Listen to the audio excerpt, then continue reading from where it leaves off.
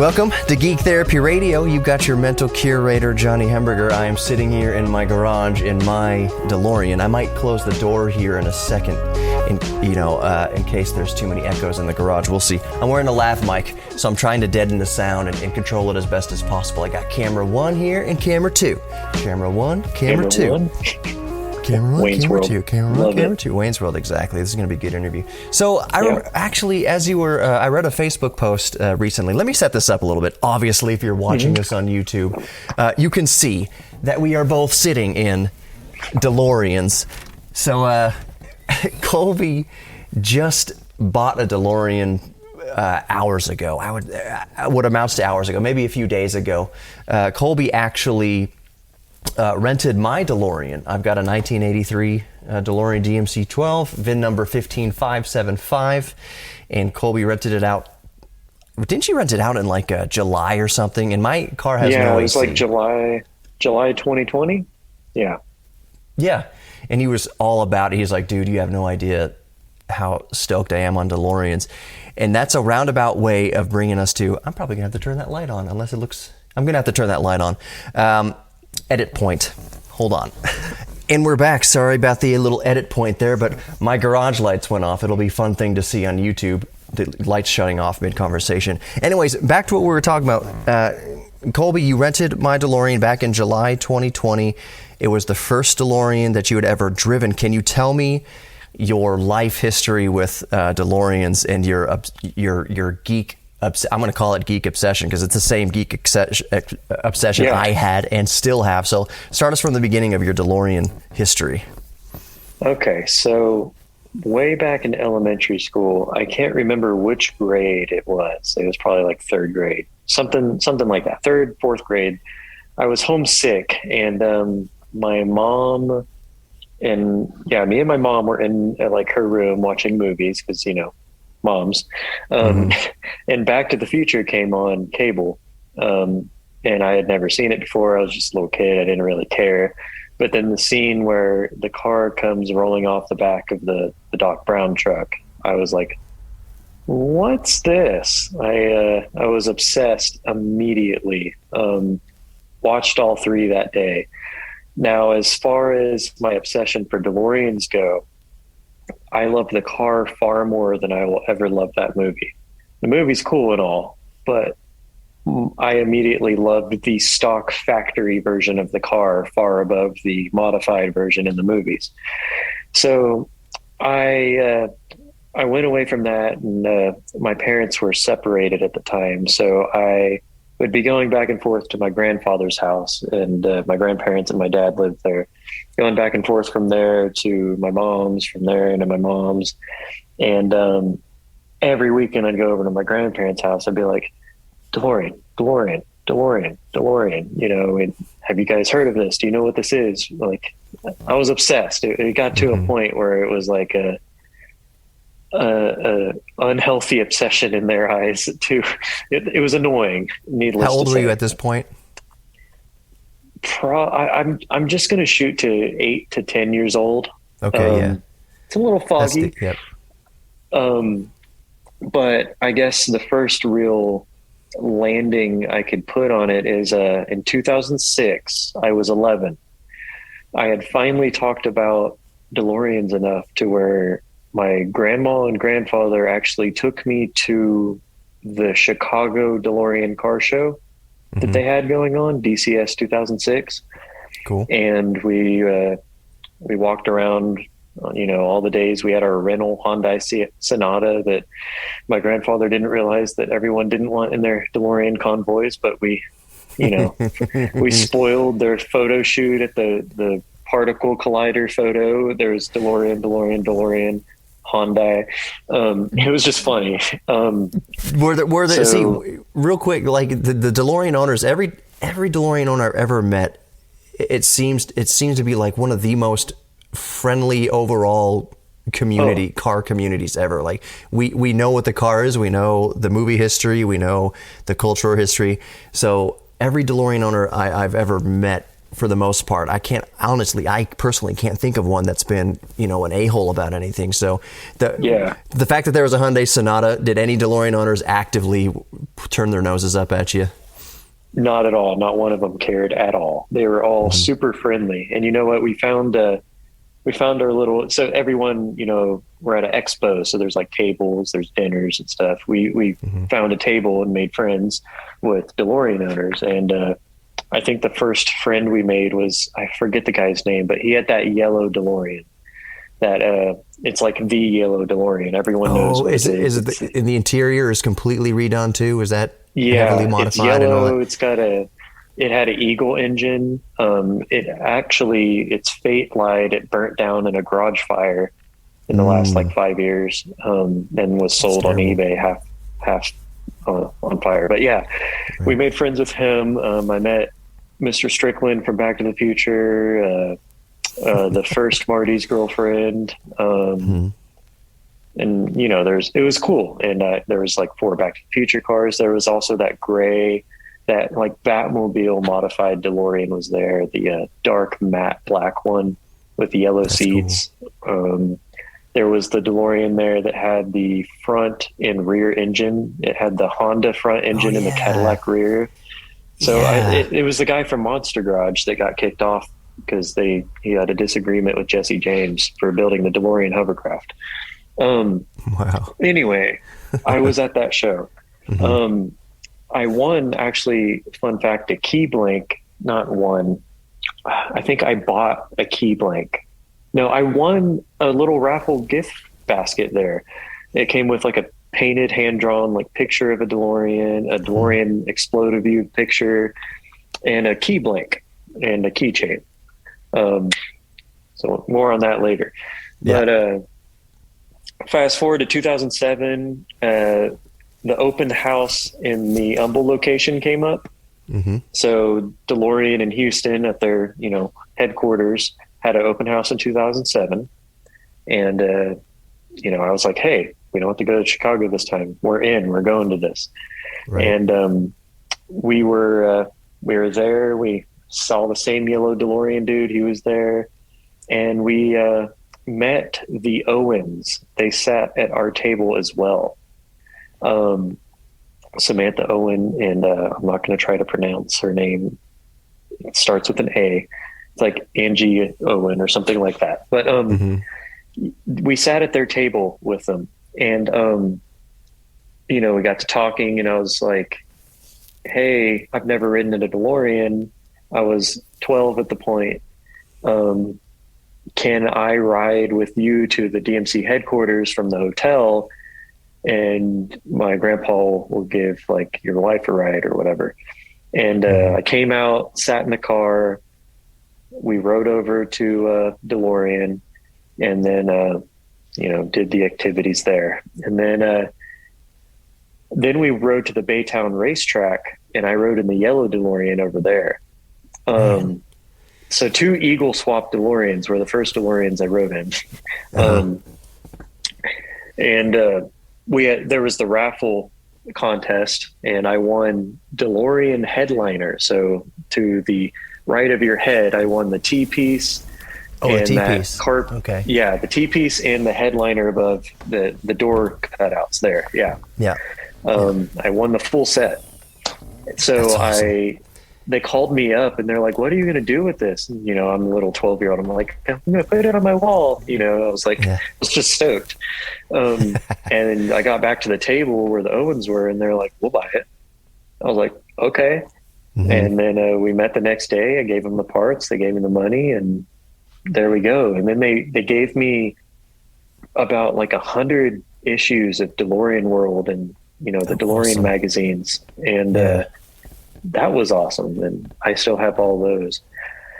And then I didn't talk to them for a long time, and my DeLorean obsession continued. I would daydream that my grandfather would come around the corner at elementary school and pick me up to surprise me. Hey, we got one.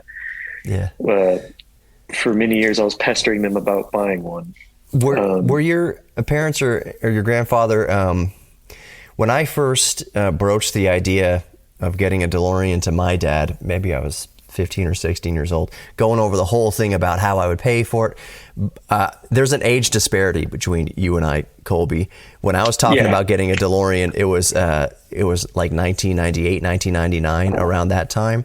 And we saw Lauren here out in Hempstead, Texas. And long story short, I got it. You don't have to give me the price on yours, although I am curious. You can tell me off the air if you want, or on the air. I got this for $9,500, and yeah, I know, I don't exactly. So, anyways, the sticker was for like, as it was sitting there on the lot, just kind of rotting away in the Texas sun. The sticker was like 12.5 or 15, something like that, and I was just going over with my dad, like, here's how I'd pay for it. I'll give you every paycheck. I was working at Subway at the time, pre-Jared's Subway, like way back. I was like, I'll give you just every paycheck from Subway. I'll pay it off in this amount of time, da-da-da-da. And my dad's biggest qualm about that wasn't like, you want a car? It wasn't like that at all, because when I was 16, my first car was a 74 Volkswagen Beetle that he bought off of my brother. Whole separate story. Anyways, his deal was, and what I'm getting at with your parents and your grandfather is, my dad was like, not a DeLorean. Like, it's ridiculous that you're thinking about a DeLorean for so many reasons. He's like, DeLoreans they're pieces of crap. You're not going to be able to get parts for them. It's such an exotic thing. It's going to break down all the time. Blah blah blah. He bought into. My dad's got a pretty close connection with the DeLorean story. I'll save that for another thing. It involves Larry Flint in the whole cocaine scandal. My dad worked for Entertainment Tonight at the time. He was a reporter, and that's a whole separate affair. Anyways, he's like, it's ridiculous. DeLorean, just ridiculous. DeLorean's not going to happen.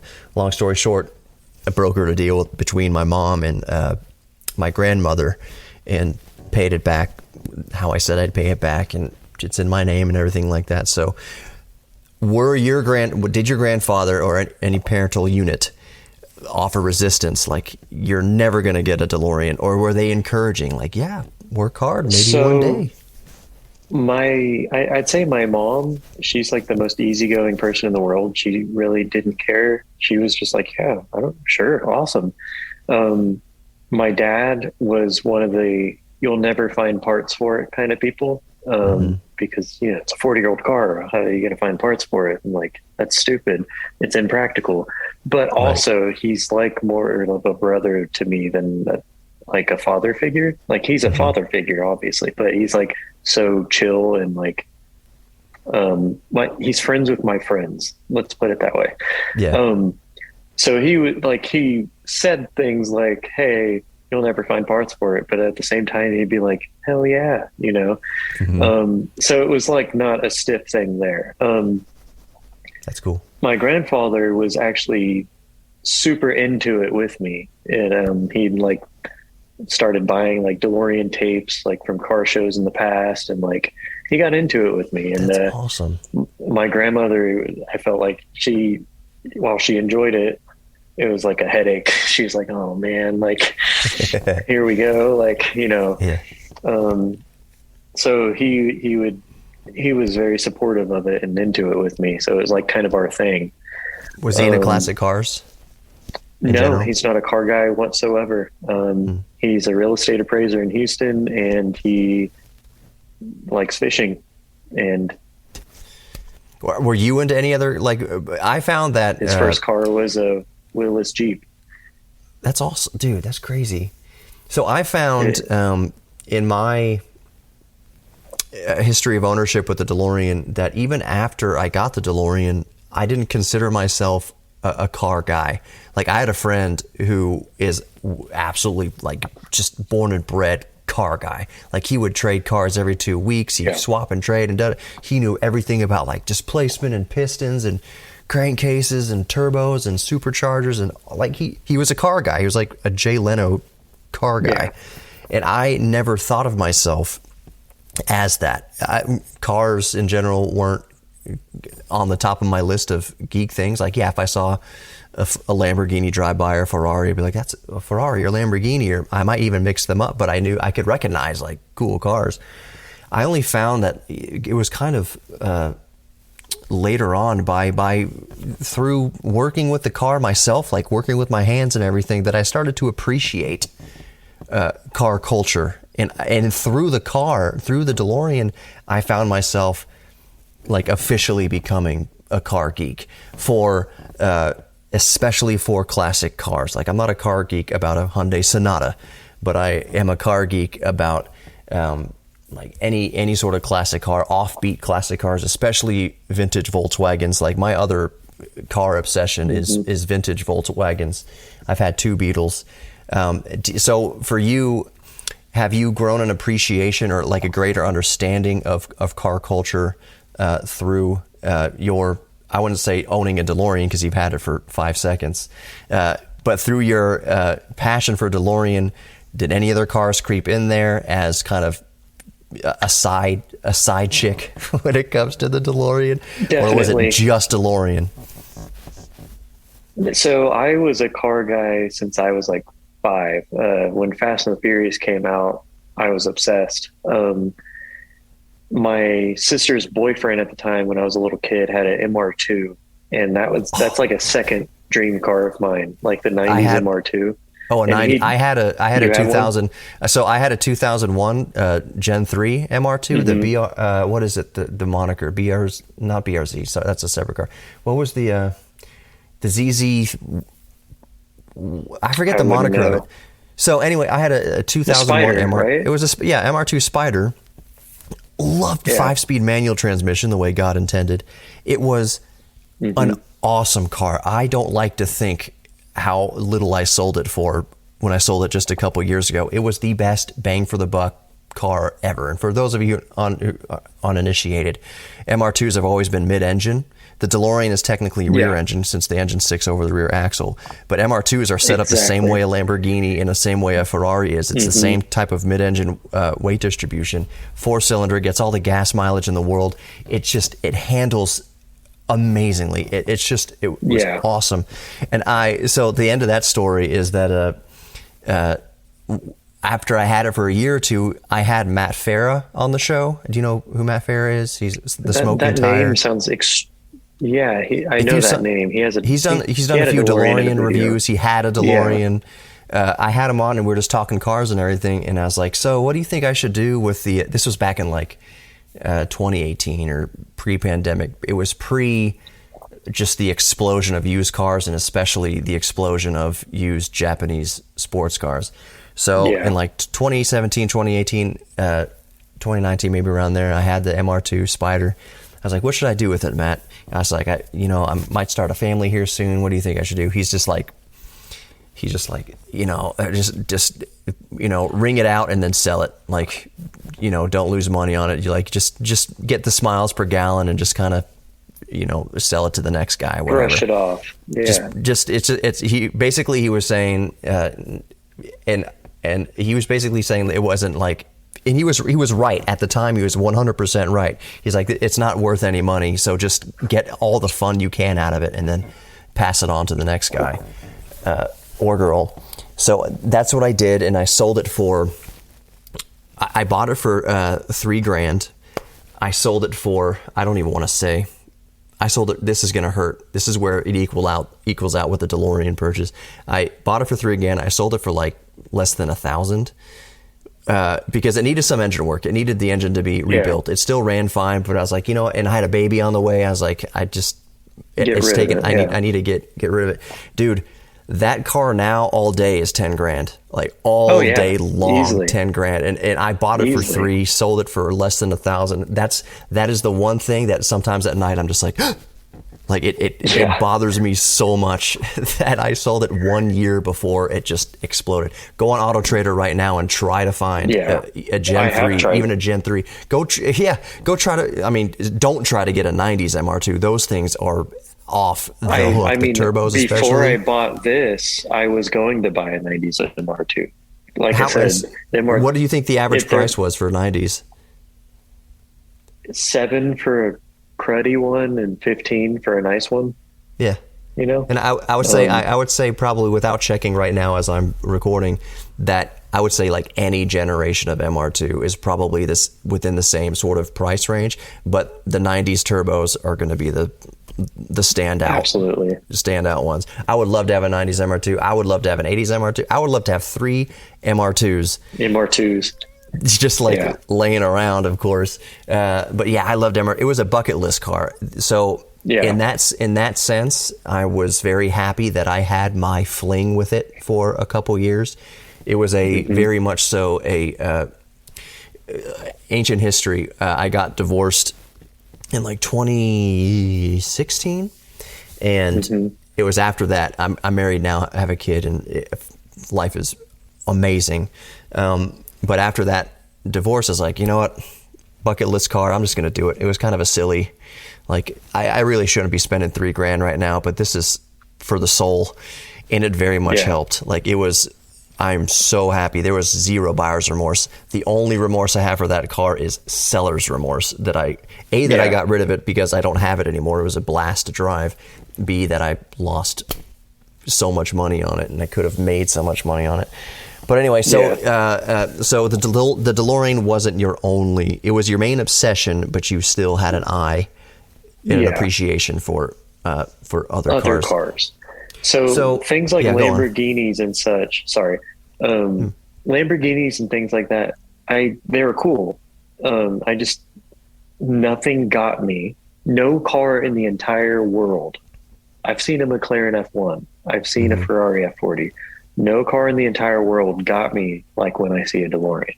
Right. Like, it's like, you know that feeling when you see something like I don't want to say, I don't know how to put it, but it gives me like a feeling in my stomach.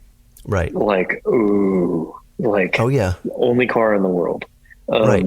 But when I got my license when I was 16, I wanted a DeLorean, but there was no way. I started my Toyota off-road obsession, and I've had 2 FJ Cruisers, 2 4Runners, 4 80 series Land Cruisers, a Tundra, and 2 GX 470s. I'm on my second GX 470 currently. That's my daily driver.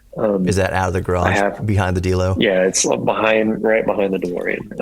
Always park one of your dailies like behind the Delo so that it's extra protection, basically. Exactly. Yeah.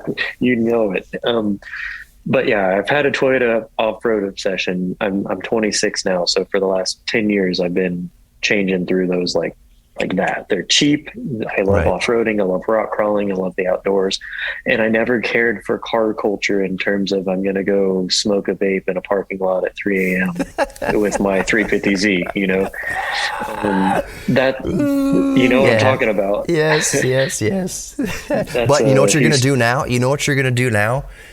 Probably that, minus the vape. Yeah, minus the vape, whatever. But here's what I used to do back in like high school, college age, because the other part of the story is that this was my daily for a long time. I delivered pizza with it for 2 years. Pizza with this DeLorean. Anyways, so one thing I would do is around the Humble area, which is where DMC is officially located, on the other side of 1960, a little past the mall, there was a James Coney Island, and there would be like Friday night, Saturday night kind of impromptu meetups, car shows, and there were cool cars there. Like that's where anybody in the area knew to be there at 5 p.m. with whatever they got. Lambos, classic cars. I don't know if it's not PC to say ricers anymore, but ricers. That's a term for the cars. That's a term for those. I don't know. For the slam fast turbo. Yeah. So, anyways, what I would do I got ricer wheels on my car, so you do right now, exactly. Anyways, so I would know those car shows, and every once in a while, if I was already out and about, I would cruise the DeLorean slowly through it.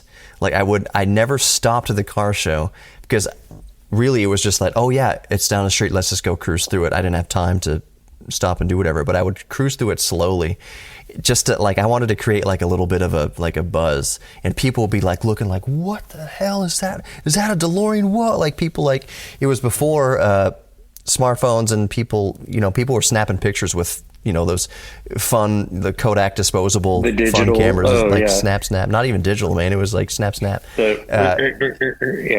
Yeah. So I would cruise through those like that.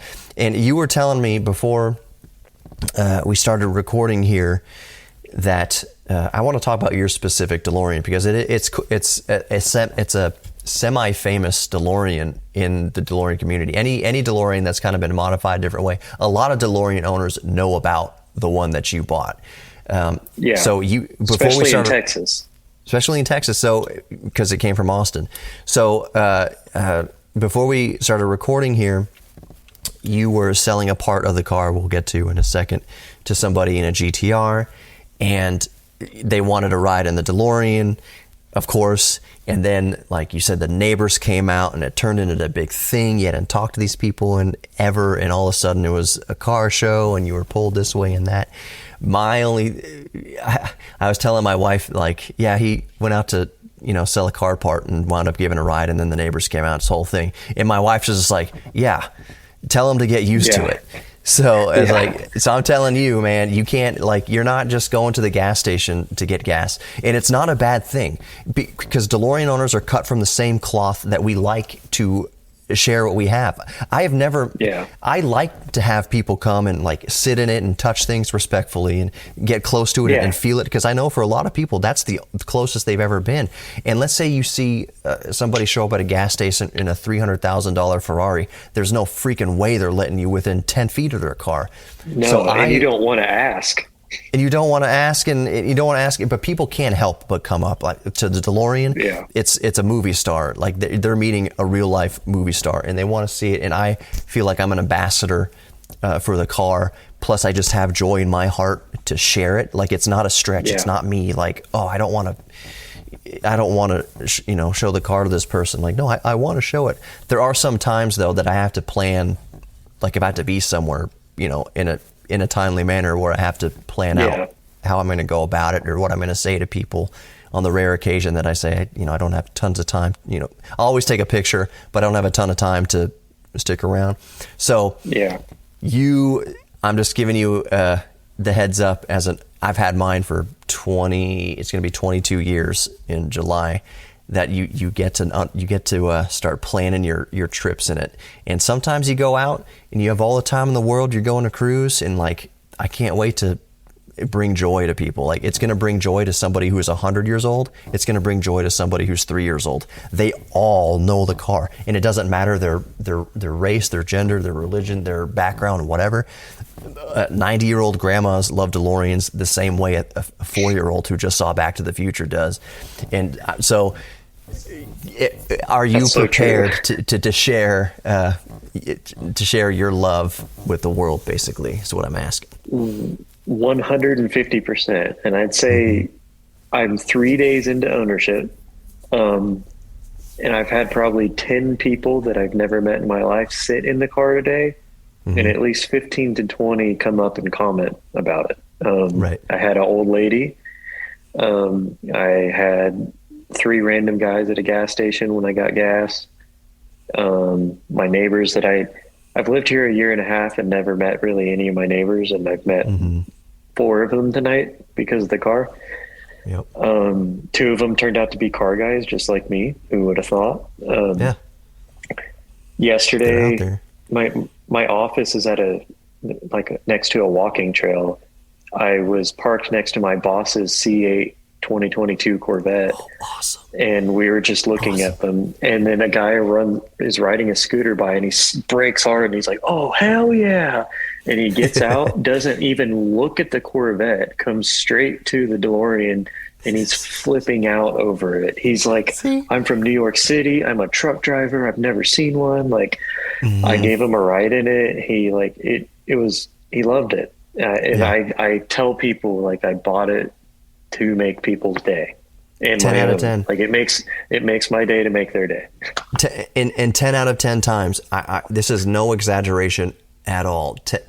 for as far as the general public is concerned, 10 out of 10 times, if you parked a DeLorean next to a McLaren F1, the DeLorean is pulling the crowd. The DeLorean's pulling the crowd, and then they will like, oh, what's this other thing? It doesn't matter what car the DeLorean's next to. It could be a brand new, like Lamborghini Aventador. I don't know if they still make those. It could be like a new LaFerrari. It can be the new model, the new Tesla Roadster. Whenever it comes out, the Tesla Roadster, and then next to the DeLorean, it could be Cybertruck. Actually, if it was by the Cybertruck, yes, the crowd would be DeLorean. Most of the crowd would be DeLorean, and then they would obviously notice the Cybertruck, and they would start seeing the similarities between the Cybertruck and the DeLorean as far as the design, the fascia, the angles, the stainless steel, but even down to the bodywork and plastic and everything like that, and even the lights. It's all, the Cybertruck is modeled, I've done a video on this, heavily after the DeLorean, heavily after the DeLorean. So the DeLorean, no matter where you pull it up, it's gonna beat any car next to it, any car around it in terms of excitement and initial crowd. Then they will move on to the other cars. I love the C8 Corvette. I got to ride, I haven't driven one, but I've got to ride around in a blue one, a Stingray. It was exceptional. If I had the money, and if it was like actually 60 grand, I would buy one in a freaking heartbeat. I love the new Corvette. But I know that if you parked side by side on the street, the DeLorean, like you said, is gonna pull the initial reaction. People are gonna drive by, they're gonna ride by the Corvette and think that's one of those new Corvettes. That's awesome. They're gonna slam on their brakes for the DeLorean, sometimes dangerously. I could go on for hours. I'll try not to, but I could go on for hours with stories of just DeLorean stories, and a couple in particular where people have, and be careful about this, Kolby. People are so focused on the car. Like if you pull up to a four-way stop or an intersection, I've had people blow straight through red lights and straight through stop signs just looking at the car. They're going slow. They slowed down to see it, but they didn't. It was like the stop sign never was there. And I'm just like looking out for them, like, holy crap, you're gonna get in a wreck. You know, they're cruising by saying Marty, but like it can be dangerous. And even on the freeway, people will, it doesn't happen, it happens enough for it to be noticeable and a concern. People like flanking you, like you kind of boxing you in a little bit to where you can't, they'll stay in your blind spot or whatever, they'll stay ahead of you or beside you, and like, I need it, you know, you got the blinker on, like, I need to get over, you know, but you're not trying to be an asshole. I need to bleep that out. You're not trying to be an a-hole. You're just like, I'm just saying, people in traffic situations can get a little dicey in the DeLorean. The DeLorean, I'm used to the visibility, but the visibility isn't like a convertible Mini. It's actually really good. It's good. It's really good for a car of this class. It's amazing, but I'm just saying it's not as good as a convertible. Over your left shoulder here, your blind spot, especially with a pillar back here, it's not super great compared to like modern, you know, safety managed cars. So I daily drove an FJ Cruiser for many years, and that's about the biggest blind spot you can drive. So this is nothing compared to that. Right. And what I got from, I'm currently not renting it at the moment because I need to do some work to it. You can see on the video, I've got the louvers up because I'm dealing with a coolant issue. I think I got a blockage. I need to like completely flush the coolant, and I need it need a new master and or slave cylinder in the clutch. The travel isn't, it doesn't engage and disengage fully right now. Oh no. But that's all thing. I mean, it's 40 years old. Like things are gonna happen. It's gonna like, happen. The master cylinder in here is probably 40 years old. It was probably installed in Ireland. So it's not like, oh, this piece of crap is just breaking down. Like, it's a 40-year-old part. Like, there's a Honda Civic isn't going to last 40 years. Like you're going to buy a new Civic Si or even a base model Civic, it's not going to be here in 2060. It's going to have disintegrated into the ground. So the fact that a DeLorean is still here after the test of time is actually a testament to its reliability and its longevity, that it's still here. Yeah, you're going to have to replace some parts because rubber turns into 40-year-old rubber and blah, blah, blah. Yeah. I don't even remember specifically what I was talking about. Just that It Yeah, started at any car could be around it, and the DeLorean wins. And the DeLorean wins. So I've got all sorts of stories. Let's talk about your specific DeLorean now. I remember seeing a video on YouTube about it. I'm sure you've seen it. You've probably watched it 1,000 times by now. I have. Yeah, it was so long ago when I saw it. It might have been, I'm going to say 5 to 10 years ago when I first saw the video. And I remember commenting on the video. Maybe my comment's still there. It is. I saw it and I was like, hey, it's Johnny. Yeah, I think I was asking, like, that looks like North or Central Texas. I think it was, at the time, it was Dallas. I think it was up in Coppell. Maybe it was always Austin. Always in Austin. It was Austin. So yeah, I was always in Austin, and I don't remember if I commented on it, this next sentiment, but I remember thinking, not agreeing with the modifications that had been made, but just in the vein that, like, I would never do that. I was not judging the owner for doing that, because really, like, it does look cool. Like, they fit the form and shape of the car.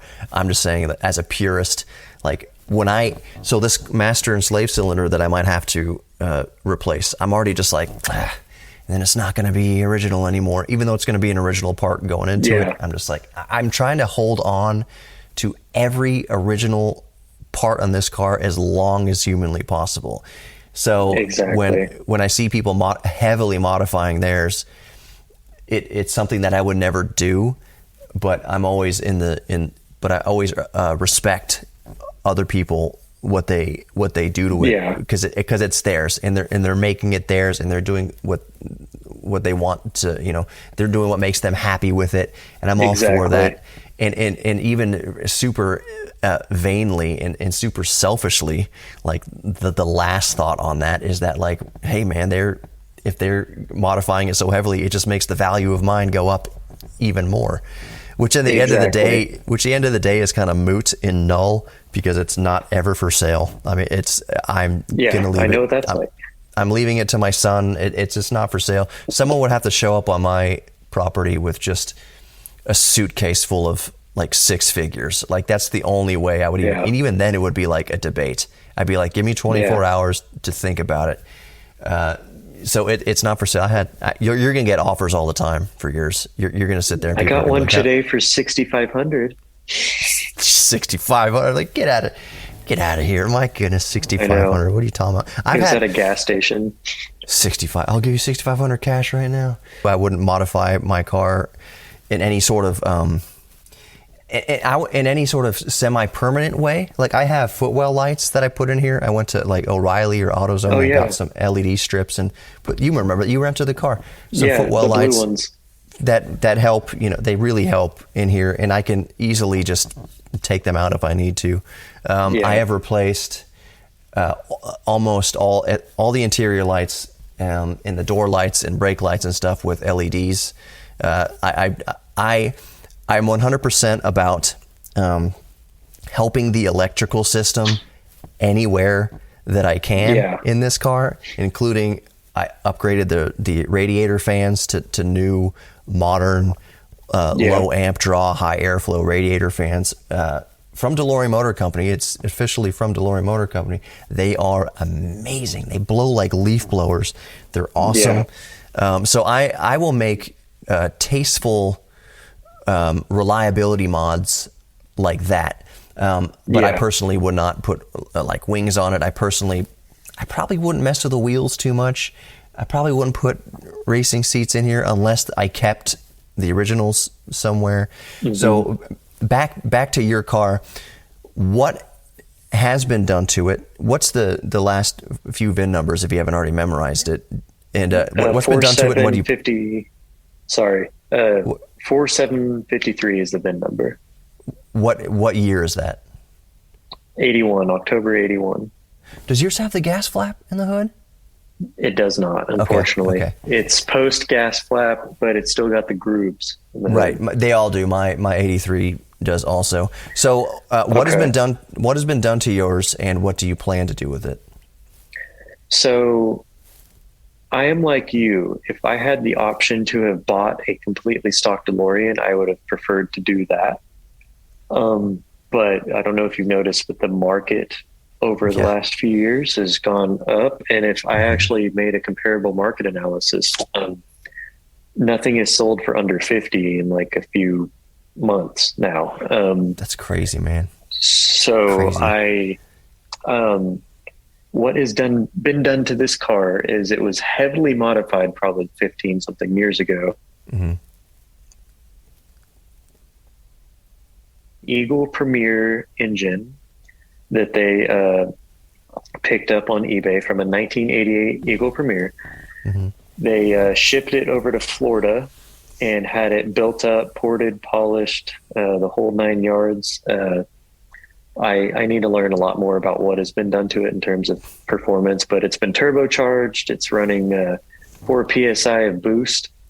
Let's see. Is it a 6-cylinder? Is that a 6-cylinder Eagle? Yes.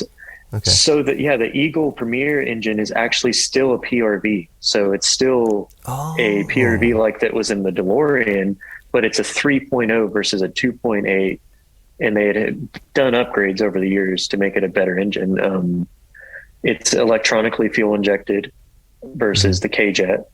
Right. So it's got EFI, a turbocharger, intercooler. It's got a lot going on. It's got a custom Haltech ECU. It was built for performance. Now, is it manual or automatic? I don't remember. Out of factory, it was automatic, but it had been swapped to a manual when the engine conversion was done. Okay. It also has the Eibach DeLorean springs. It has some aftermarket, like racer style wheels that I don't care for. It had a giant carbon fiber wing on it that I took off within the first 10 minutes of ownership. Yeah. So my plans are to try to take it back to a stock look. So I'm going to put stock wheels back on it if I could find them. It's got the wide stripe on the side that was the dealer option, the big black stripe. I'm going to try to remove that and then regrain underneath it because I like the stripeless ones. And later on, when I get to walk around the car, I'll show you a ridiculous modification that had been done for car shows. It makes me laugh. It'll be a fun party trick later. But it's highly modified. Yeah. So I just closed the door because I realized I've been going through the whole video without the door, seeing it with the door closed. Just give people an A and B. The engine, do you have any plans to replace that? Or because here's the thing about the engine. Let me preface this a little bit. Mm-hmm. I'm not. I don't morally object to engine swaps in the DeLorean where it like makes sense and where it doesn't where it does minimal like kind of damage. For instance, and people have swapped other PRVs. PRV engines, by the way, have been in millions of cars and used by like so many manufacturers. It's not a rare engine at all.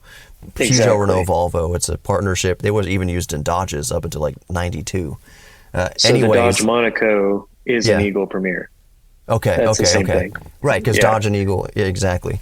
So anyways, Dodge and anyways, so engine swaps, I don't really, I'm okay with morally, and that's because John DeLorean hated that they had to go with this PRV. Absolutely hated it. He was shopping other engines around, like Mitsubishi twin turbos and all sorts of things. Like it was purely a last minute budget thing that they went with a readily available crate engine, the PRV. So like people doing engine swaps, that's to me, that is at least in the spirit of what the creator of the car wanted.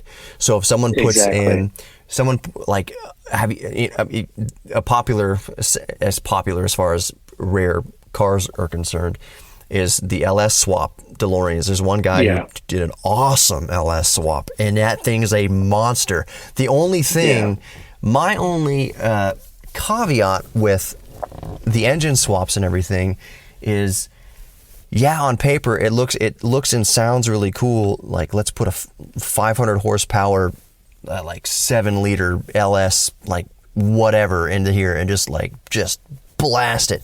But the thing, like the stock transmission can only handle up to a certain horsepower and torque, so you're not getting the full 500 out of the 500 horsepower engine swap. The tranny, I think, can handle up to, like, I think on the specs is something around 300 horsepower or so. But the thing is, to me, the DeLoreans I've been in, one of the first DeLoreans that I've been in, the only other DeLorean that I've been in that wasn't mine, was back in the late, it was early 2000s. It was before DMC moved to Humble. They were down here in Southwest Houston, basically. And Stephen Wynn took me on a ride in his DeLorean at the time, which had it was like painted black, whatever, had been lowered down in the eyebox springs, had the stage, I think the stage 2 they were working on. Maybe it was the stage 3 they were working on. He's like, this one puts out around 220 horsepower. This is what a DeLorean should have always handled like. Let's go for a ride. And he took me in it, and I was like, I mean, it was on freaking rails. Like, that thing was sticking to the road, changing direction, throw you back in your seat acceleration. It was like probably 5.5 seconds, 0 to 60, something like that, which for a DeLorean is pretty good. So my only caveat with like the super high horsepower engine swaps is, one, if you're going to do that, the tranny needs more bolstering. You need another transmission in there if you're going to do that. Two, the sweet spot for me, just in my opinion, with a DeLorean is 250 horsepower. Like, if you get to the power to the weight ratio, if you can get 250 out of the stock PRV through some forced induction or whatever you got to do, that 250 is the peach, because then you're getting under 6 seconds, 0 to 60. You're probably getting between maybe 4, 5.5, somewhere around there with 250. Think of it like putting 250 horsepower in a BRZ or a GT86 exactly. or a FRS. It's the same exact weight. It's the same exact power to weight ratio. Put 250 horsepower in a BRZ and you're going to get that 0 to 60 probably under 5 seconds. So that, to me, 250 plus, that's what the stock tranny will handle all day long. You could romp on it. You can drop the clutch in it all you want in the tranny. The stock tranny will handle it. The stock tranny, I think, is a Renault transmission. I do believe so. Mine's actually been reinforced when the engine was swapped. They actually reinforced the shaft. I forgot what it's called. I gotta do my studying. They reinforced something between the engine and the transmission to where it could handle the extra horsepower.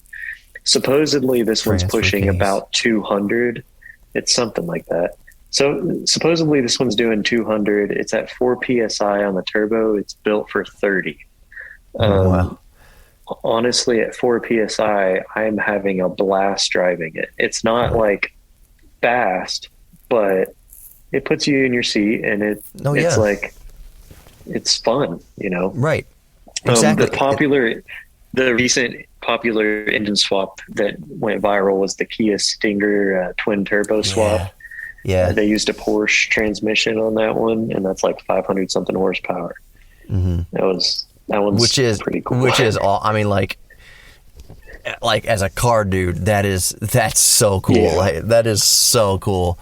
I'm just thinking, like, as a purist, like, get the stock PRV up to 250, and that's like it's perfect. You're perfect. You know, I'm a fan of the PRV.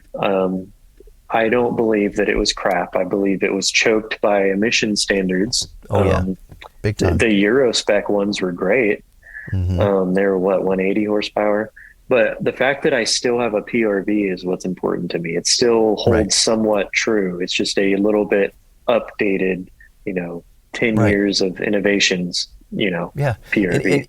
And like, just the fact that John DeLorean was actively seeking out like the Mitsubishi twin turbo. Yeah. If you think John DeLorean wanted to stay pure to PRV, no, like we mentioned before, he despised that. He would take an engine from any manufacturer that he could get a good supply of, and that was reliable enough. The PRV was just a placeholder. It was never meant. The 84 DeLorean was supposed to be twin turbo and have all the power, So any sort of engine swap in the DeLorean, as far as I'm concerned, is okay.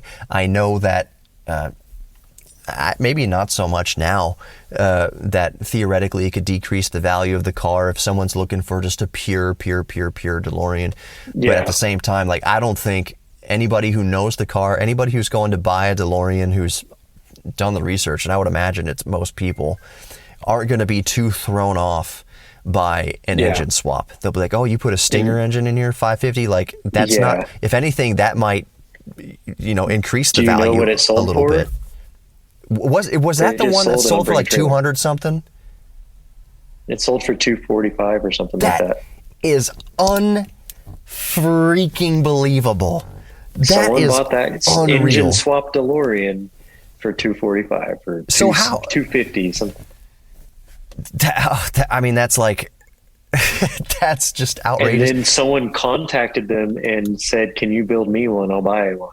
And so they're building the second one. They just started their series on the second one.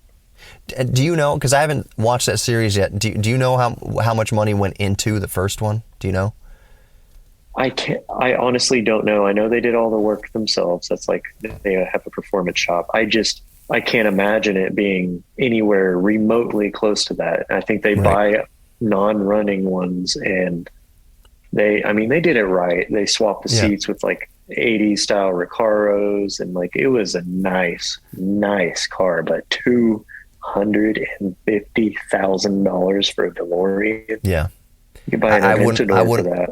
I wouldn't have believed it, and I love DeLoreans. Like, I wouldn't have believed it unless I saw it for myself. That's crazy. It was like a few years ago, the whole auction collectible scene, no matter what it is, comic books, video games, cars, is off the rails right now. So there was that original sealed Super Mario Brothers cartridge in the clear box, in the cardboard box, with the I think it was the cardboard tab versus the plastic tab. It was like a 9.8 or a 9.9 as far as condition, and they put it was like Sotheby's or something like that. They put it up for bid for like $70,000, or starting bid was like five figures. And I did a podcast on it at the time. I was like, okay, so they put this, it was Super Mario Brothers. It's not even like a rare title. They put Super Mario Bros. Up there for $50,000 or $60,000 or whatever thereabouts it was, and I was like, this thing already is ridiculous at that price. Like I was like, I don't think they're going to sell it. Like there's nobody insane enough out there to buy it at that price. I was like, and if they did sell it at any sort of profit, they might get $5,000, $10,000 more from an absolutely insane person. They might get like $60,000 or $70,000 out of this. I don't know. That thing wound up going for like $300 something thousand. It was like, I just, for this kind of stuff, and like the $240,000 DeLorean, I just like, I don't understand what's going on with the market. Like, exactly. See, what's happening there, this is a really interesting topic, is that like people are, they're showing off. The people who are buying this thing, they're artificially, like, they better pray that the market doesn't like stabilize with that the person who bought the $240,000 DeLorean, or even better, even more relevant, would be the Nintendo cartridge for $300,000, that the market doesn't cool off after a while, which it will, because our generation will kind of grow out of it, and eventually these things aren't, in my opinion, not going to be worth that much. Like, but yeah, someone spending $300,000 on a Nintendo game, that was I'm 38 years old. I grew up with NES from like its inception. That was probably, I'm just guessing, another guy probably in his mid to late 30s who's just made millions of dollars, and just like just threw this FU money at the game, at the auction, just to be like in a bidding war with another person having to prove himself. And they inflated that so much that now there's a $300 cartridge, and it's not even about the cartridge. Like, it wasn't even like this dying desire to have this collectible. It wasn't to say, when they bring guests over and they have it in their collection, it wasn't to say, look at this Super Mario Brothers game I have. It's going to be, look what I spent $300,000 on. Like, that's the bragging thing. It was like probably Elon Musk or something. Like, dude, maybe, I don't know, man. Like, so, in a few years ago, I bought Commodore 64 in the DeLorean. I went to pick it up in the DeLorean because I had to. Yeah. It just made sense. The Commodore 64 came out, I think, in 80 or 81, around the same time as the DeLorean, maybe 82. And I was like, all right, I'm going to go pick up one that's been professionally refurbished by an electrical engineer with a new power supply, improved old power supply. It's a whole thing with Commodore 64s is the power supply is going to be notoriously bad. Blah, blah, blah. I spent like $90 on it. That was professionally restored, professionally refurbished, perfect working condition.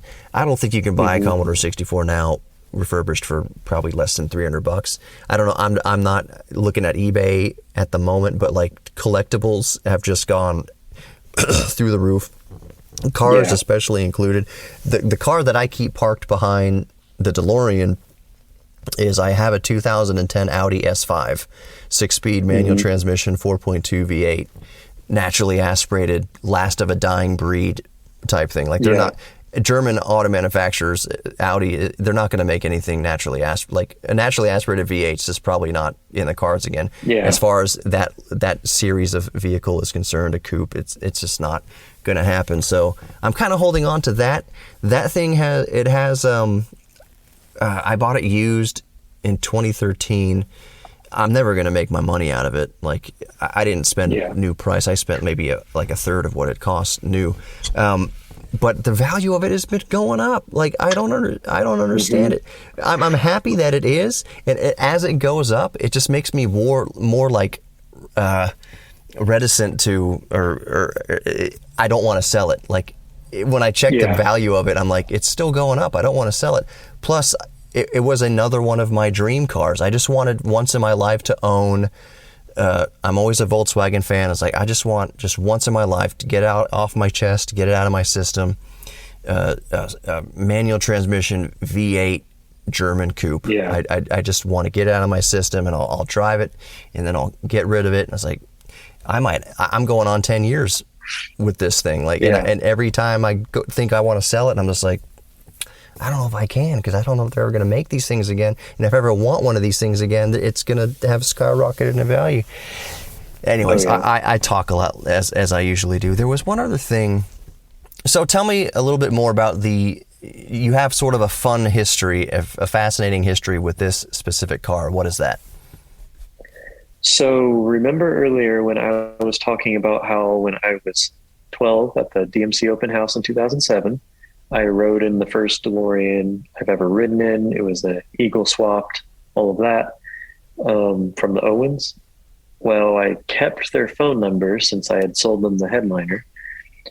I kept their phone number all these years, and I decided to shoot them a text 4 weeks ago. I had been monitoring used DeLoreans. I actually called DeLorean Midwest. I asked, hey, what do you have? How much are your cars? It was starting to look like if I didn't get one now, I never will, because the prices on these are not going to go back down like they are on a Ford F-150. So they're skyrocketing due to the pandemic, just like everything, but they're not going to go back down. Right. They might plateau a little bit. Yeah. You know, but with market, but they're not going to dip in value. It's going to plateau a little bit, and then it's going up. It's no longer $9K for one. It's no longer $20K. It's going to be six figures in the next $30K. It's going to be six figures in the next 5 to 10 years is my prediction. 10 years is probably a safer bet, but yeah. Exactly. So I was feeling the pressure. I said, if I don't get one now, I never will. And this has been my life obsession. I have to get one. So I texted them and said, do you still have the car? They said, yes, I still have it. I haven't driven it in 6 months. I've been working so much. I just don't have time for it anymore, really. And I said, please sell it to me, like half jokingly. Mm-hmm. And they said, well, everything has a price. I would sell it to you because I know you're an enthusiast. And I was like, oh my gosh, am I about to buy the car that was the first one I ever rode in when I was 12? I've had the headliner to this car, the factory Irish headliner, sitting on my desk since I was 12. That's so cool. And here it is, the car I rode in when I was 12. And that's just that it's so special to have a story like that to back it. It's not just any DeLorean; it's the DeLorean that I first rode in. The only downside to it was I didn't necessarily like the modifications done to it. The engine swap I love. That's great. I think that's a winner. I think the EFI alone makes this a good candidate for just reliability and all the above. I liked the engine swap, but the cosmetics of it, I didn't like. It had a massive carbon fiber spoiler that I took off. The wheels I'm going to change back to stock. I think we went over all that, but it came in Monday morning on a truck, and I've been driving it nonstop since. I'm a real estate appraiser. I have been driving it to all of my appointments all over town. The attention it's drawing has been insane. It's been great. It's just the connection. And here, I'll give a view of the headliner that I won when I was at that car show. And then I'll transition into the vehicle, and try to get the same angle you have. My struts are a little dead. I already placed an order at Delorean Go. You're going to be out $60. I know. And I had to buy weather seals for the doors because there are none. Oh, yeah. That's something I need to do too. The seals in my doors are 40 years old. There's the headliner that I won in 2007 at a DMC open house. That's so cool, dude. That's so cool. The T-piece. Yeah. And then I'll transition into this view. Let's see if I could get it stable. There we go. There you go, dude. Am I too dark? No, pull the door down. I just want to see. There we go. Let's do a 3, 2, 1 opening of the door. You ready? Okay. Oh, you got window. I want to tint mine too. I do like the tint. I will say I like the black look of the windows on the car. Personally, let's do a 3, 2, 1 door opening. 3, 2, 1. Nice. Yeah, you need struts. My struts. Yeah. See, I put these struts. These are. I don't think I got these from DeLorean. Maybe actually, I think I did. These are Stabilis struts. Okay. I was researching them. Those are the ones from DeLorean, right? I think they are from the DeLorean now. And the cool thing about them, for one thing, in the cold weather, struts aren't going to be as springy as in warm weather. But so in the summertime, my door will kind of go up. I mean, it'll shoot up. But the cool thing about these struts is that they have a dampener at the end of the travel, so that it'll swing up, and then the last inch is super soft. It's like one of those drawers that you push shut that at the last inch is it's a really nice touch to it. The ones I got have that same dampening effect. That's the reason I chose that. But I ordered them from DeLorean Go. I didn't realize they ship out of England, so I might be waiting for a little bit. You'll be all right. And you see, the thing also, there's some debate among the DeLorean community, or there used to be, I don't know, about the torsion bars. And I got saggy doors and I need to adjust the torsion bars or something like that. And it's most of the time it's not the case. It's just replace the struts and you'll be okay. Exactly. Modern struts are so strong now that you'll be fine. And usually the torsion bars don't need adjustment. And I'm saying that as a warning to any DeLorean owners. Don't even think about trying to adjust the torsion bars yourself unless I would never dream of it doing myself. You really, really need to have the right tools and know what you're doing, or else you can kill yourself. This thing is under so many tons of twist. It's a rubber band made out of aircraft grade, cold, whatever. It's a cryogenically twisted steel. If you undo the anchors at either side of the torsion bar, that thing, you're gonna die. You're gonna be impaled with a torsion bar. Oh, no, I it's believe gonna be Stephen nuts. Wynn Stephen has a video, and he says something like, most owners mistakenly torque the torsion bars, and then they tweak their doors, and then their doors no longer will ever close right.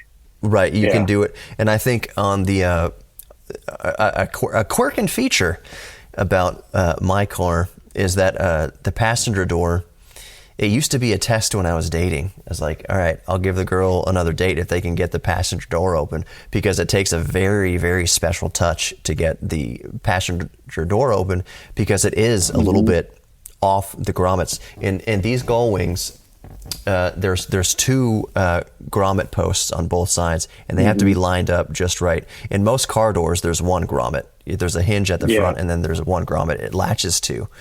In the DeLorean, there's two grommets front and back, and the receptacle, or whatever you want to call it, the latches on both sides have to be lined up perfect. So on the on the driver's door, it is absolutely flawless, perfect, and on the passenger or the driver's door, it's perfect. The passenger door, it's not. And my theory behind that, having owned this for 22 years, it was like that when I got it. I have this like elaborate backstory. This is all for the podcast because we're running on. Yeah. But I have this elaborate like backstory in my head that it was a contractor who owned it before me. Like it was registered in like 1984 through the 90s or something like that, and it was registered to an LLC, like a contracting company, bought in the name of the company. And so the backstory I have for the doors is that the head contractor, the guy who owned the company, owned the car, and of course he knows how to open the door and handle it just right. But all of his dates all hopped up on cocaine, didn't know how to do the passenger door. That's the elaborate story that I have, is that he's got this girl in like 1985 just all coked out, just like not knowing what's going on, just like bashing on the lever and slamming things and like that. It's probably completely untrue, but that's just I like to be like, all right, they probably did. What's funny is, go ahead. I was just going to say, so like you're in your car, and anybody who's seen the DeLorean has this massive center console, just like a Lotus or anything else. But in the DeLorean, and I'm completely joking here, and again, this is 100%, yeah, exactly, 100% just for the podcast, is that it's so flat on the top that it was like made for doing rails of cocaine. Like, just it's probably, so that goes into my little kind of elaborate make-believe story that the contractor who owned the company owned the car, and his dates just doing rails off the center console here, and just like freaking out trying to get out of the side door there, all Wolf of Wall Street style. So that's probably completely untrue. Fits that fits the look of the car for sure, and the era of the car. Right. It's all part of the myth and mystique. The lore. Yeah. Do you know, before we get to the partying trick of your car, because you said there was one. Just real quick, because I just thought of it. You know, and if I'd be surprised if you don't, there's that secret cubby behind the driver's seat. So I don't have that cubby. You don't have that cubby? All I was going to go to with that is that's the cleanest DeLorean carpet you will ever see. Is in that cubby. Like, behind it is immaculate. Or inside of it. Inside of it, it's always sealed away. It's just like perfect. There's no like dirt in there. It's just like perfect time capsule of carpet from 1980. So if you ever need to, source original carpet color, go into the cubby. Go in the cubby. That's what it was. It almost looks in a gray upholstered car. The carpet in the cubby almost looks blue. Like it's so pure gray that in comparison to how dingy and kind of yellowed the other gray upholstery in the car is, it's so like shiny. It's like moving a couch off of area of carpet that hasn't been moved in 20 years. Like, in like a place where someone smokes, like a smoker's house. Like that's what the cubby in the back and behind the driver's seat of the DeLorean looks like. So I got a 12-inch sub behind my driver's seat. Okay. And that's passenger fine. seat. So I got no cubbies. The battery's in the trunk. Batteries in the trunk. I prefer to have the cubby, but yeah. So did they, in place of the cubby, did they make an insert, this like the dimensions of the cubby, or did they just replace all the wood back there? Because it's just wood. For kids who don't know, like, here's the interesting thing I think about DeLorean is it's stainless steel, and then the people who really know the car, they know that it's like vacuum molded fiberglass, and that's the actual shell of it. But there's a lot of wood, like particle board in the DeLorean, in the interior.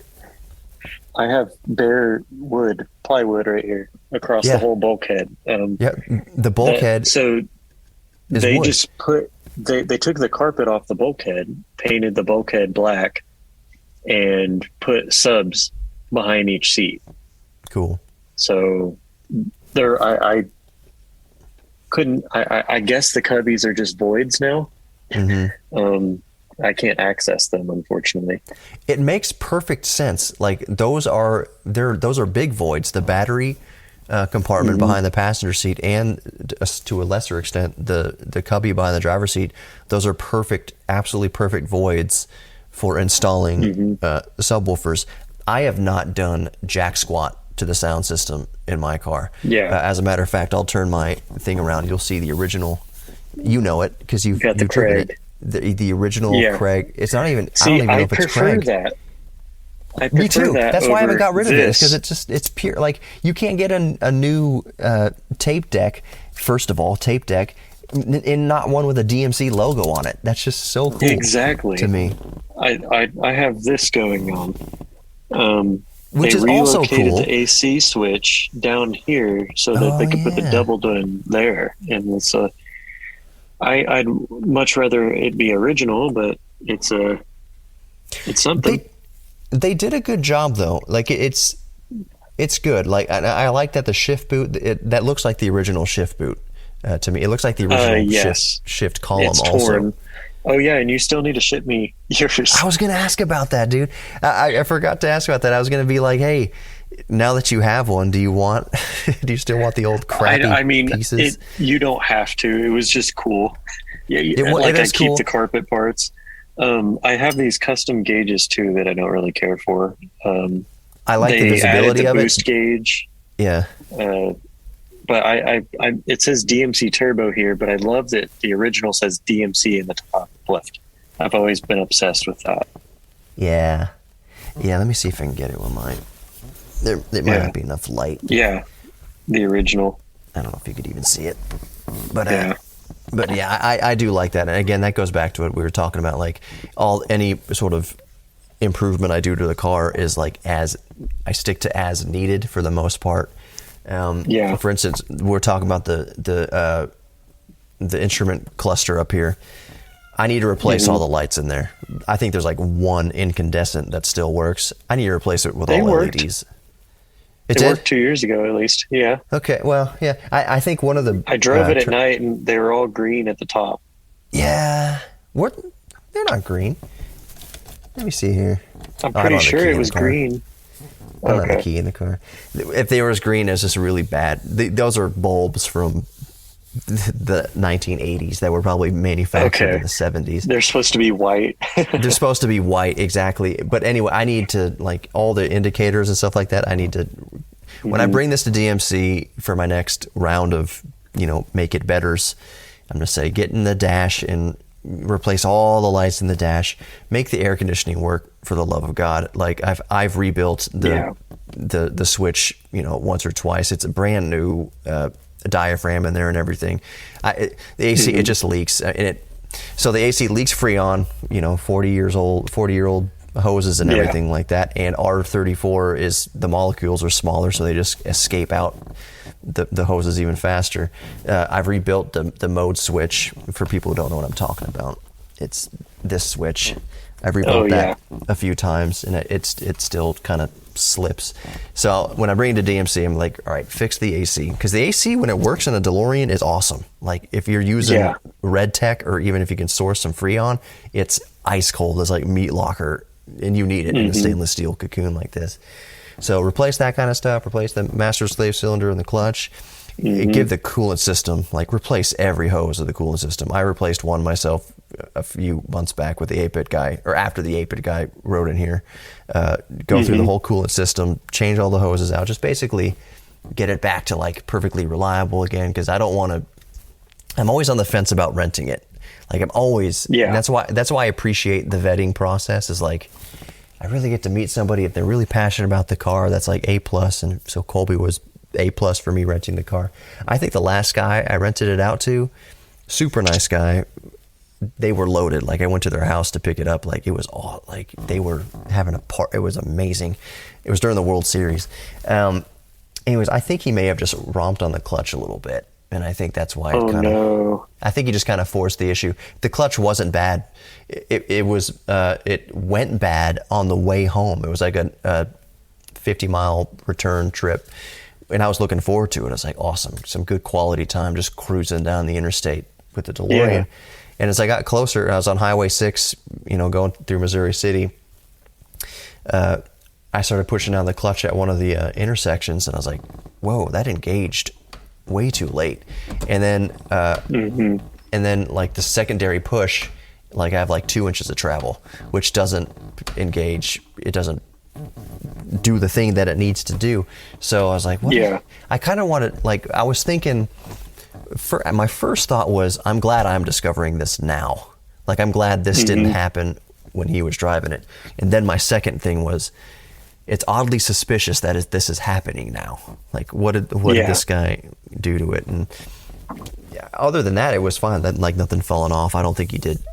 I don't think he was bad with it. I just think maybe he didn't do this, but it's possible that he may have dropped the clutch or mashed on the whatever. It kind of forced the 40-year-old to do a hard pull. Yeah, hard pull to see what it could do or something like that. There's always plenty to do, plenty I can do with this, but I just try to keep it tasteful, and I'm super proud. We'll start. What was the parting trick before we start wrapping up? I want to see the trick your car can do. So we're gonna have to go on a little journey. Okay, it's ridiculous. Just bear with me. I want to see the engine too, if you can get to it. Oh yeah, I can get to it. So I'm gonna flip the switch under the dash. Okay. That's step one. All right. Is it by the frunk? Is it by the frunk puller? The frunk release? Yes. There's a little metal switch back there. Okay. Oh. Hold on, let me wipe my camera. Those are obviously LEDs. They've done the LED swap to the boards back there. So the previous owner was an electrical engineer, so she had a little bit of fun. Yeah. So the back does that. The side markers do it. Awesome. And then something I'm going to remove. The front does it, but the scanner I'm going to remove. It is cool, though. She said it's from like a Doctor Who scanner, but I thought of Kit immediately. Yeah, like a green Kit scanner, yeah. Exactly. Okay, so let me kill that switch, and then I'll show you the engine. That's really fun, though. I mean, it's not it's original, but it's really fun. It's fun. Exactly. All right. Put the camera. Another not original thing is these hood pins. Because race car. Yep. Entirely unnecessary, but yeah. Unless you're backing up. The latch no longer works. Right. So let's see. Cool. I took the. Hold on, let me get a flashlight because I can't really see anything. Nice and shiny. I took it through a car wash. I need to actually detail it. All right, there we go. So cool. There's the engine. Still got the stainless bottle. You see the fuel rails here. Yep. There's the MSD ignition, and then the air. This air intake goes to an intercooler that's behind the pontoon. Oh, cool. The intercooler, it boots up when you start the car. There's the blow-off valve. So It sounds like a Fast and Furious when you're shifting. Yeah. And then the turbo's down there.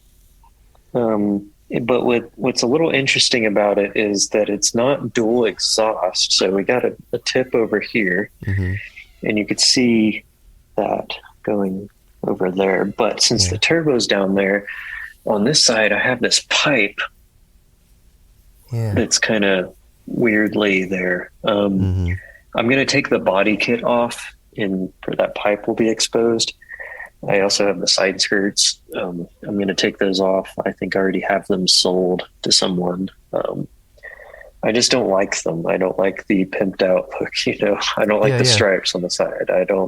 It's just not my bag. Right. Well, I totally get it. So where's... And that's the wife's Mini right there. There you go. Nice. I was going to ask about that. Where is the nearest reputable DMC shop in Utah? I would think it's the one in California, maybe. Yeah, so I'm in southern Utah. So I'm in St. George. I'm 2 hours from Vegas, 5 hours from LA. So I'm 5 hours from the nearest shop. Right. Are you getting the kitty? Yeah. You can probably hear her on the show. I'm gonna stand next to mine now. Yeah. I'm gonna sit, or I'm gonna pull the hood and show you the battery, since I know as an owner you're probably interested. Yeah.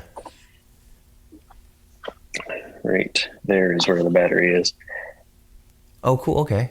And that might actually, I mean, it's way off to the right, but it technically might help with weight distribution, maybe. Yeah, if I'm alone in the car, at least. That's true. Yeah, exactly. Yeah, also, my hood sits really well. Yeah. All right, let me get back in position here. So yeah, the closest shop would be in Los Angeles. Since I'm only 5 hours from there.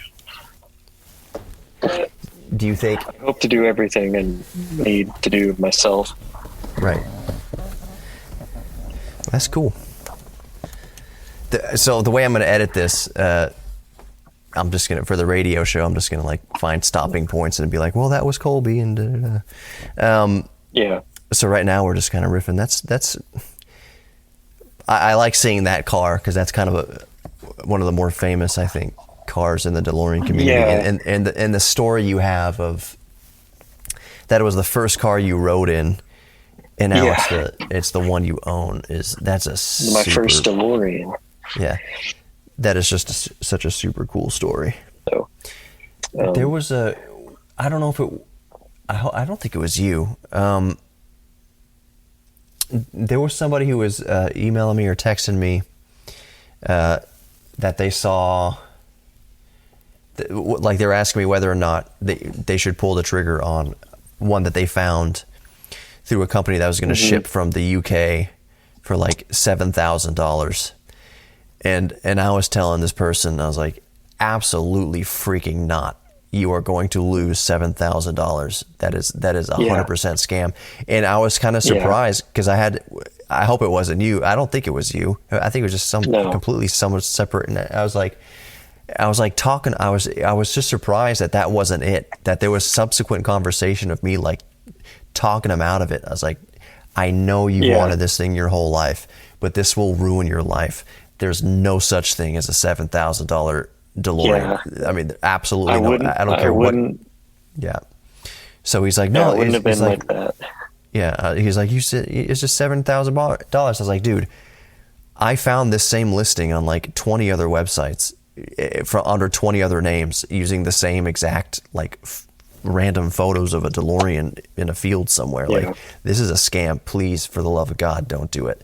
Like, it's just not happening. You keep hunting. Oh, I remember what I wanted to ask you, and maybe I'll include this. I definitely want to include this in the podcast. Have you heard of the new, seen anything obviously about the new electric coming out?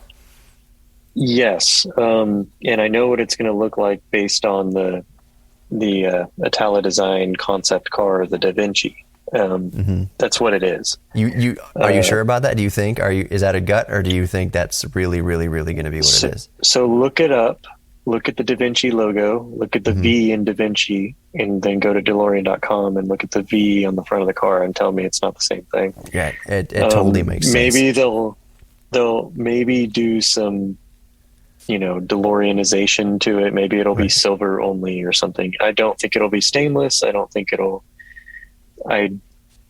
I'll be frank with you about it. Yeah. I just do not care. I am not excited about it. I'm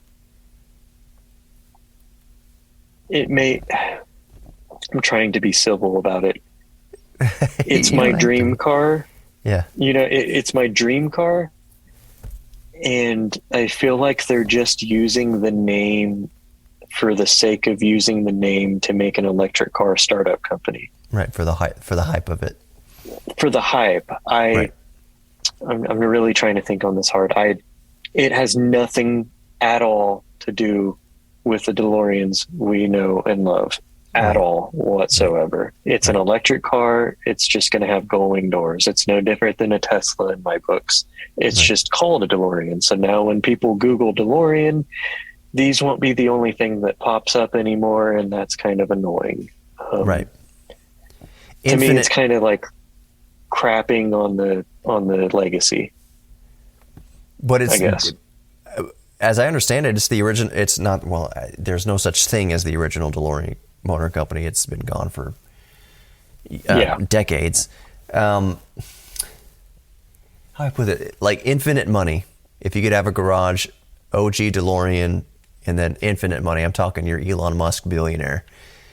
Two DeLoreans, or you're just like no amount of money doesn't matter.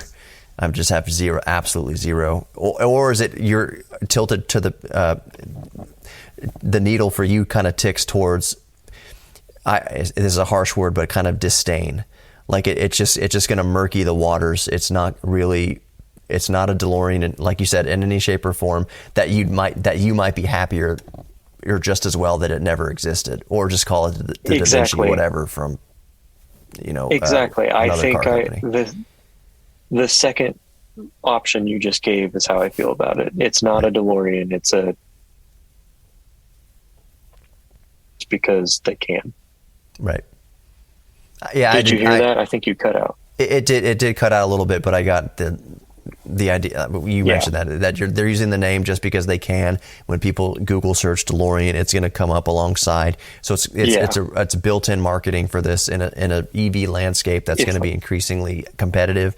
It's just kind of like, let's use whatever we got. Like even it's going to have the hype of the DeLorean in it, but it's not anywhere thing. I would love to see it in stainless steel. Like I know that's unlikely, but like I would be like, that's cool if it was.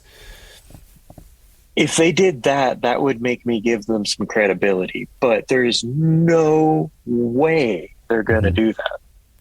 There's no way. No, you know why? If you look at the concept car, you can't build stainless steel in those shapes. Right, you can't exactly, and it would be.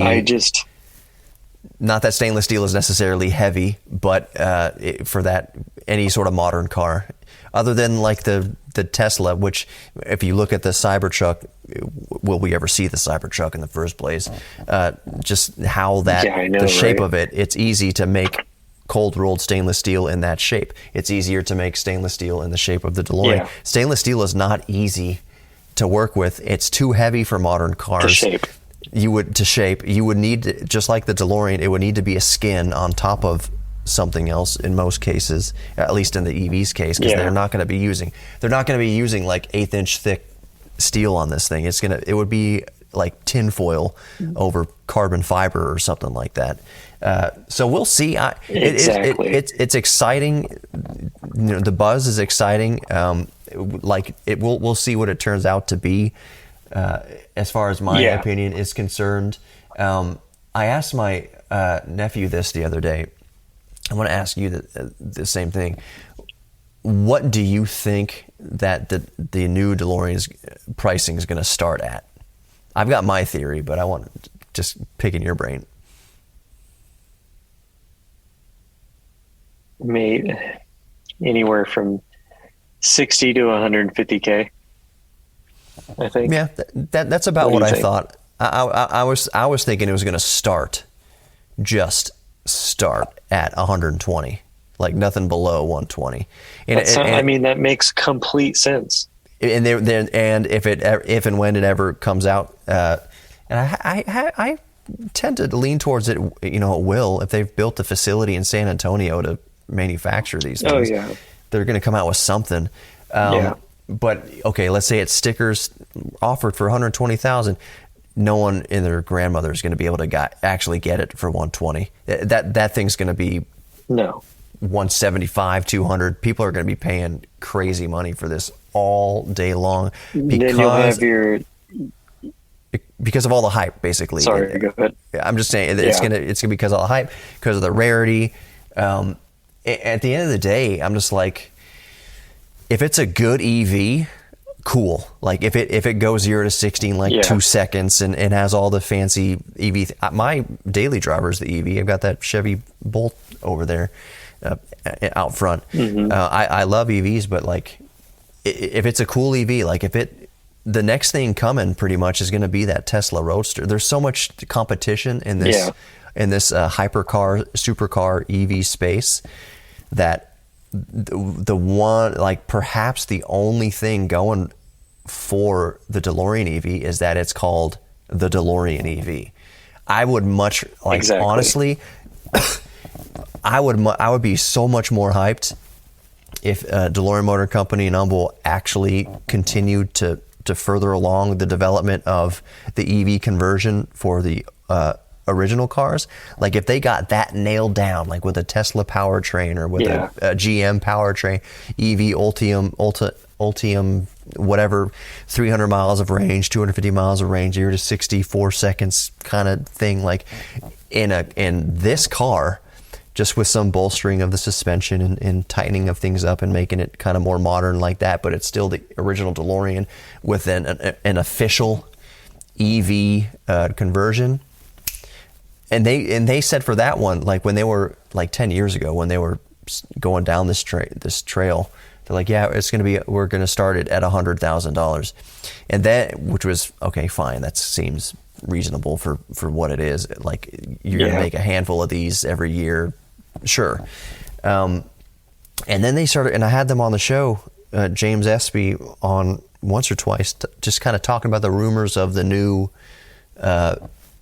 DeLorean, like the new one that the new old stock that they were redeveloping and retooling the interiors and sourcing new engines and working the government, all the red tape that they're having to deal with. It was a nightmare. People don't understand how hard it is to make these one-off cars or these low production vehicles. It's a nightmare. So all I'm getting at is now I'm hoping to have them on the show again, because I want to ask, like, straight up, first question, what's happening with that? Is this new EV venture, does that mean that the new DeLorean with the new engine and all that kind of stuff is out the window? Are you just focusing all your attention on this EV? That's my first guess. That would be my bet, is what a freaking nightmare it's been over the last decade to try to make a new DeLorean with an internal combustion engine, that they just probably scrapped the whole thing and said, EV's the future, let's just focus on this. So that's my guess, but I want to ask them what's going on with because I would like both. Like I would like for them to be doing both. That would be really cool. But I just think as a company, like, are we going to keep pouring potentially millions of dollars into something that might not ever happen? We just bought this facility in San Antonio. I don't think the old new DeLorean is going to happen. I think they're putting all their eggs in this EV basket. Now, if this EV thing 100%. takes off, if the DeLorean Motor Company is truly resurrected and they make this first, bat out of hell first car, just like the original DMC was, and it's popular, and then they start making family sedans and things like that, maybe if they have enough money, they'll, but still, like, you're thinking like 10, 15 years down the line, like no new manufacturer in their right mind is going to be putting money into internal combustion. If they're that far down the road with their EV company. It makes me sad. Yeah. It makes me sad. It makes me sad. It makes me hold on to my ice. Yeah. I just electric cars personally just bore me, I guess. I'm not against them. They just, for a daily, I guess, like for an example, for a daily driver, no brainer. Right. But for a fun car, like I just rode in a Skyline GTR R35 for the first time in my life about 2 hours ago. Yeah. It didn't scare me. It didn't. Maybe it was just how the guy was driving it. I don't know. But it was so refined that we did 100, and I was like, oh. Yeah. But I could do 30 in the DeLorean, and I'm terrified. So like it's not that bad. 30 in an old Bug is terrifying. Yeah. I just mean the steering's like it gives you adrenaline. You know what I'm saying? Right. Like, whereas these modern cars, they're so refined that there's like, it doesn't feel like it's going to get you if you like drive it wrong. Right. Whereas an EV is an even further version of that. It's like, oh, now you're just driving a laptop along with your 30-inch touchscreen and your cappuccino. It's like, it's lovely for a daily, but for an enthusiast car, it's just not exciting. No. And I feel the same for the new car. Nothing makes it a DeLorean other than the name. It's not John DeLorean. He's not here. What made this a thing was he was this top dog GM executive going off and making his bad A new company. Mm-hmm. And mad respect to Steven and DeLorean Motor Company. Right. But this, as in the words of the Mandalorian, this is not the way. It is the way, I think, competitively, financially. Yeah. But as far as like keeping the legacy of DeLorean alive, it's not even a breath of connection between the original DeLorean Motor Company or the current DeLorean. Financially it's the way. Right. In terms of like, ooh, we got the edge because we have the cool name over like Karma and Fisker or whatever it is. No one knows what Fisker is, so why would they care? Well, everyone knows what a DeLorean is. Right. So then we're going to have our grandpas pulling up, business owners in their new DeLorean, and they're like, look at my DeLorean. They come outside and they're like, that's not a DeLorean. Is that a Tesla? Yeah. You know, right. I could rant on forever. Just a heads up. Yeah. I have 1% battery on the iPad. If it hangs up, it's not me ending the call. No, yeah, we got plenty.